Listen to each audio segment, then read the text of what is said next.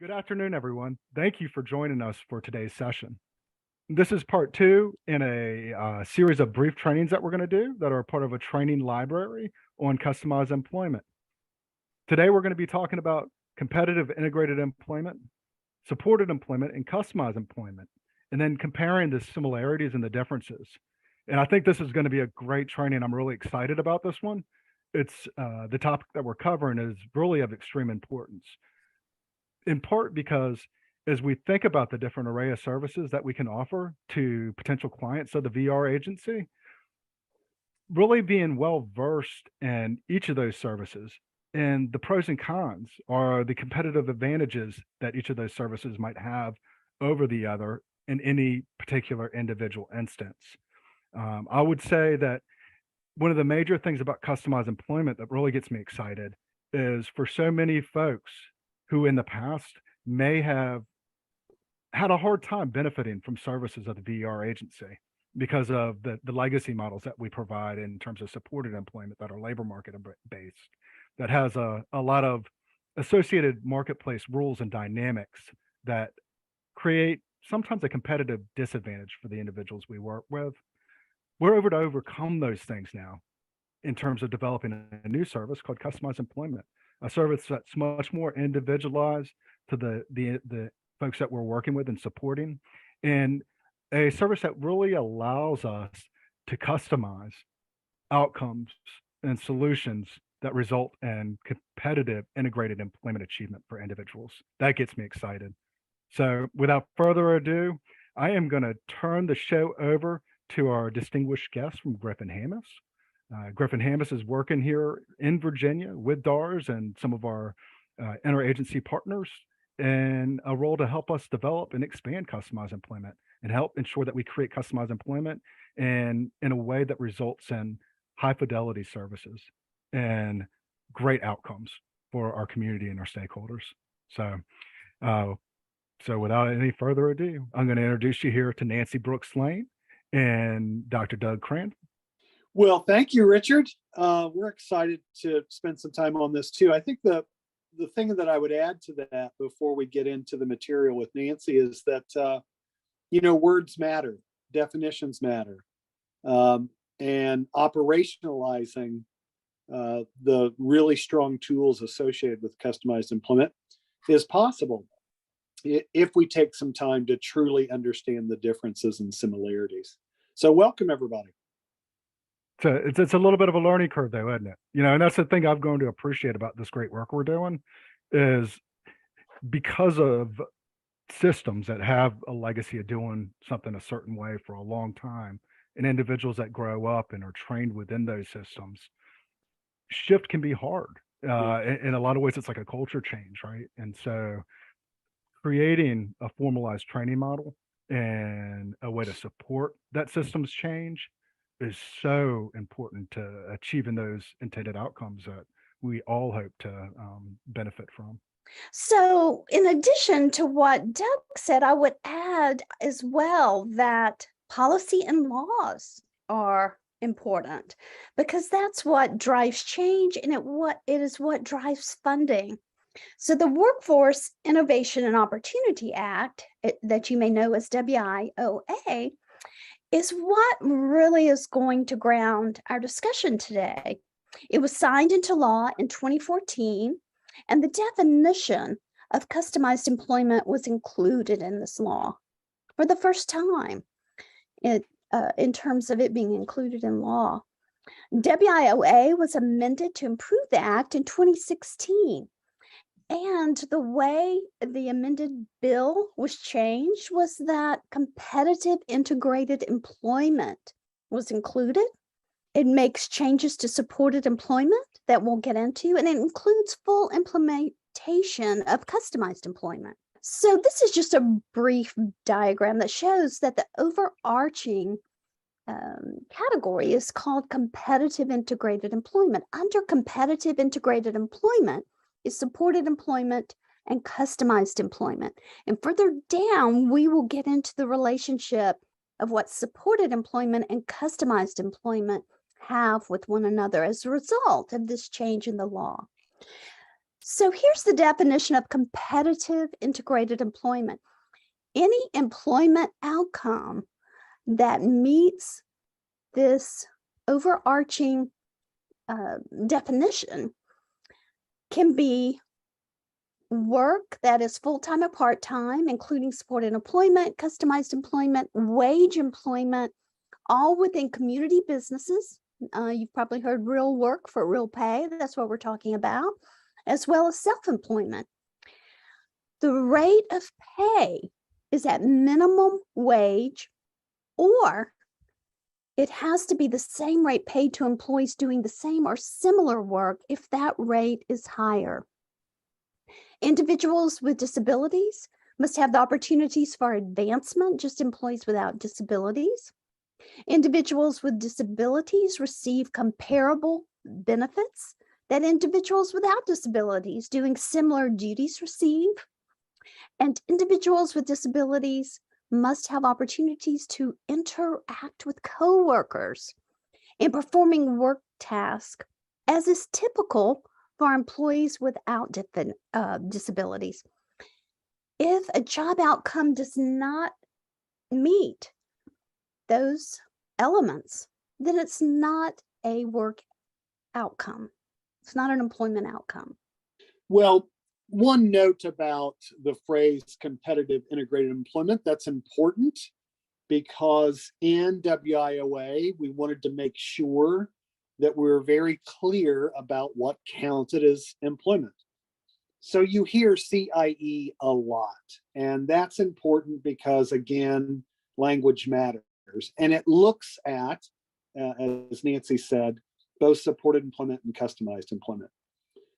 Now, it's also important to say as we get into these definitions that practice could be made around supported employment or customized employment without fidelity, and that would indicate that those are not the true services. So there's an embedded part of both evidence-based supported employment and evidence-based customized employment, where there are fidelity scales, it's VR funded, and in WIOA, that funding can be provided up to and supports up to 2 years. And that leads us in to the definition of customized employment. Now, you'll see if you Google, and you probably have, lots of definitions of customized employment, but it is along this continuum. It is also evidence-based with fidelity scales.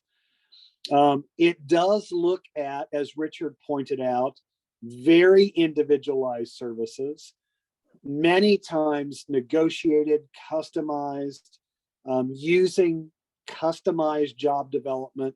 And in contrast to supported employment, customized employment can include other options like self-employment, microenterprise, entrepreneurship, something known as business within a business, resource ownership. These are options that just aren't available under supported employment. So what are some critical things that kind of overlap? You'll often hear people say, well, customized employment's built on the shoulders of supported employment. And that is true. Both do not look at ways to exclude people. There is no readiness in supported employment and customized employment. We used to call that zero exclusion. However, they're both person-centered when practiced to fidelity. And that information that is gained in a person-centered way drives job development in both approaches.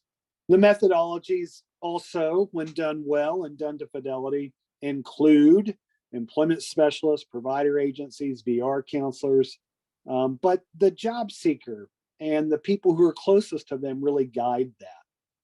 Nancy has mentioned this a couple of times, but obviously we're not talking about sub-minimum wages. It's at least minimum wage or higher. Workers get all of the same things that anybody else does, that same kind of orientation, training, supervision, ongoing supports. It's socially integrated, right? It's not an enclave at a business. That's not group employment. So From that, then you get into post-employment supports, and both in supported employment and customized employment, that long-term funding for supports could be look very different. Could be waiver, could be state dollars, could be self-funded long-term supports. In any case, the supports that are provided in both supported employment and customized employment are not stigmatizing.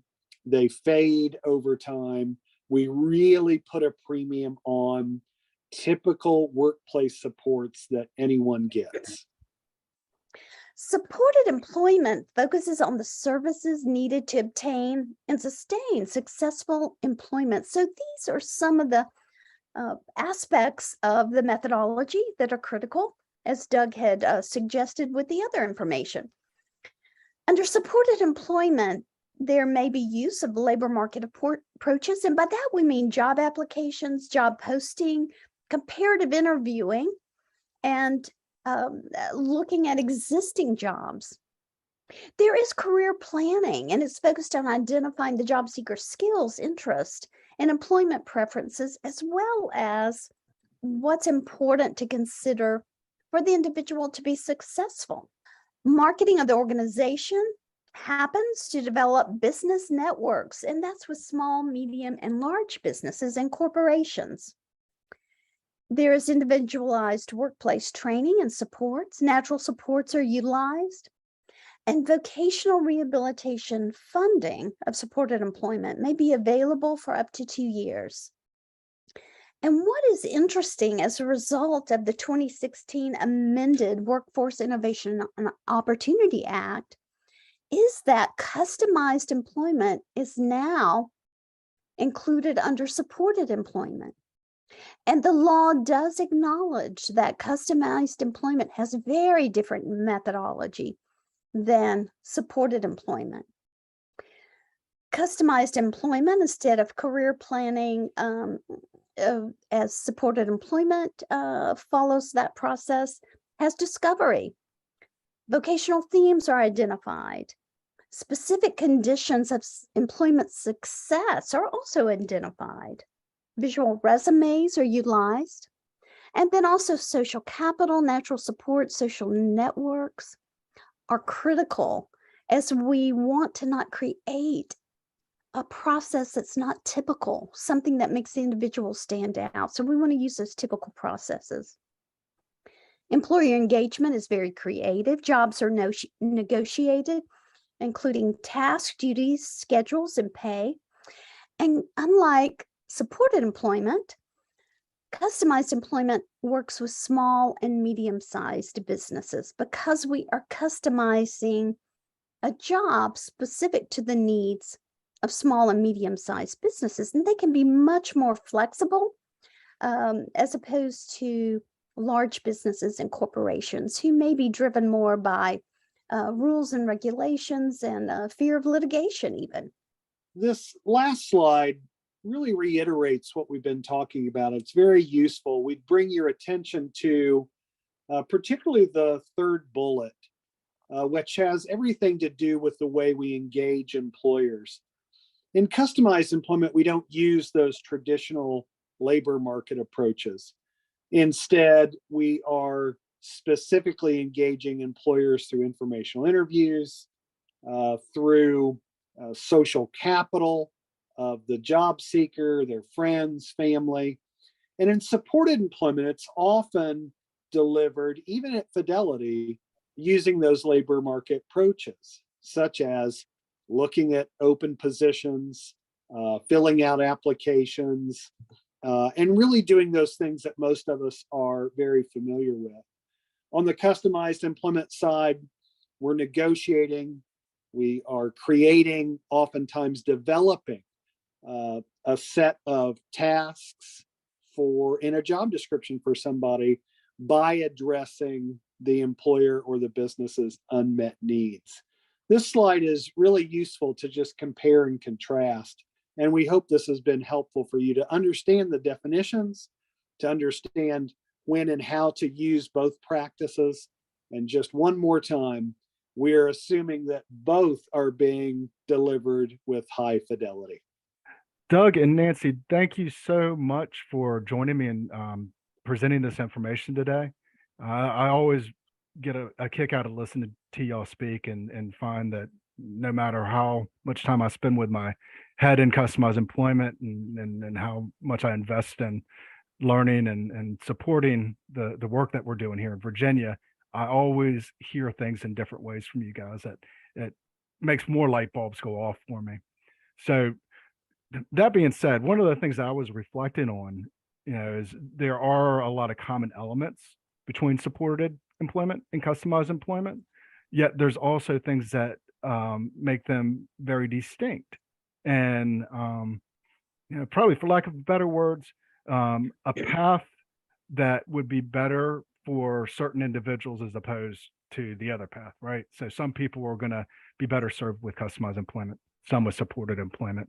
In fact, in Virginia, the way we're doing this, we're very much in the development phase right now, and we're able to pilot the service in areas where we've already invested in some capacity development work. But as a service, the way we describe customized employment is it's an option for folks who need the service to benefit in terms of career pathway achievement. In other words, that folks that maybe would have tried supported employment and we discover that's not a good fit for them, or maybe somebody even prior to attempting something like supported employment, they come to us because they're transitioning out of sheltered employment, or there's somebody with, because of the nature or the complexity of their significant functional limitations, really they're going to be at a disadvantage, right? If we try to do this labor market, very competitive based approach and fit them into something that's already built versus getting to know them, identifying their strengths, their talents, and understanding their conditions for success, and then designing, customizing something exclusively for them that's a good fit for them and a benefit for a business. All that being said, one of the things I'm wondering about is how do we message this? Because there is an element to this, I think, that it's about learning something new, but there's also an element to this that is about unlearning things that people have been kind of indoctrinated in because of the time invested, right? And it's a legacy service, and not only funding agency staff or VR agency staff and provider organizations that are doing this work and learning how to do customized employment, but also I think of the community. I think of our stakeholders. I think of family members. I think of self-advocates, folks that may be considering VR. How can we spread the word and support people with understanding what's possible, what kind of supports may be available to them, and helping them make good informed choices about competitive integrated employment? So it's kind of a broad question, and it's really about messaging. How do we really kind of understand the barriers and the facilitators to change and impact, and how do we engineer proactively in a way to overcome those things around the area of knowledge and awareness? I think one thing that's really important is to try to get out of the mindset of how we previously provided services. And there typically wasn't a universal definition of the methodologies that we know now are part of evidence-based practices. And also to try to move past the notion of, well, we've always done it this way. That's one of the terms that people may use to handle the fact that it can be scary. Change can be scary. Learning new ways can be scary. But if you keep your focus on the individual who wants a good life just like us, who wants meaningful work, meaningful days, then that can be helpful if we can get out of our own thinking and move into how we can make the lives of folks who are often pushed to the fringe and don't have those opportunities. The other issue is we've got to think beyond the stereotypical way we've thought about work and employment. Yeah. We have so kept people in the range of low expectations instead of starting with getting to know who this person is. Griffin Hammes talks about there's genius in us all. We just have to Yeah. find that. And if we start with no biases, no structuring of who the person is and what will be the best job for them, because there's no best job. There are many ways people can be matched well to who they are and the needs of a business. Then we can truly begin a revolution of Yeah. how we help people become matched well to who they are and the needs of a business. Doug, would you want to add anything to that? Well, you both said it so well. I guess I'd just say that, one of my passions lies with families and job seekers who have not been afforded opportunities to work in the community, Yeah. truly understanding not just the concepts, but are they getting the best of discovery and customized employment? Not that it's just been renamed something. And I've been a part of a statewide needs assessment, and it was really interesting. It hit on what you're talking about, Richard, that some families and job seekers don't know what it is when you say discovery and customized employment. That's the challenge, right? Yeah. And so it just makes me think about a parent whose daughter really does work in various customized ways, and she often says, well, job descriptions aren't passed down from some holy mount and inscribed in stone. We make them up. Yeah. And if you can think about customization in engaging employers in that way, solving unmet needs while supporting a person's strengths and gifts and all that, I think it goes a long way. And then just finally, I think, you have several audiences, right? And what discovery and customized employment means to internal VR operations versus what that means to an employer, a family member, a job seeker, that's really important to put some effort into. But it's also really exciting Yeah. because we're on this path to really being able to truly support people in an individualized way.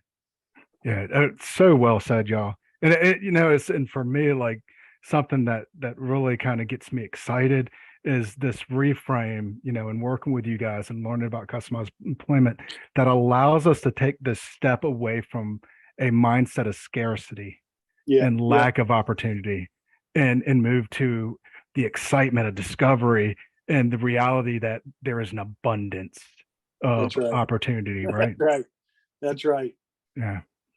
Well, I really appreciate y'all's time today. I look forward to our next session. Richard, again, it is always great anytime we get to work with you on spreading the word of how lives can be changed by using evidence-based practices. So thank you. And we hope that this was beneficial to those of you who will be viewing it.